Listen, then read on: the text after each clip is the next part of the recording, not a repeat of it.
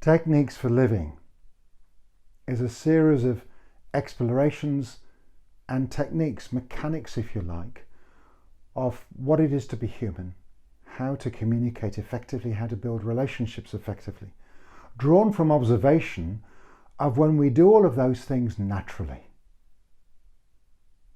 Over the last 30 years or more, I've observed how we communicate, how we deal with our thoughts and our feelings, build our relationships, and distilled the techniques, if you will, the unconscious things that we do when it goes well, and then be able to apply those techniques for situations where it feels stressed and doesn't work so well.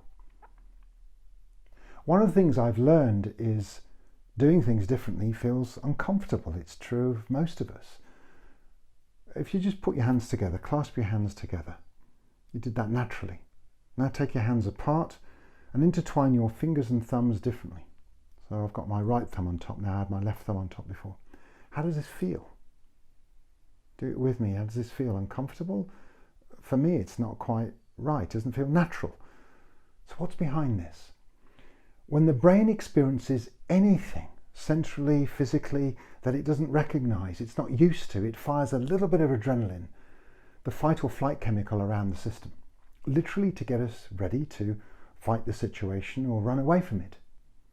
The difficulty is that we often haven't learned how to discern between emotional discomfort that's important to take notice of, like a car coming around the corner, we need to pull back, and something that just feels uncomfortable because we're not used to it.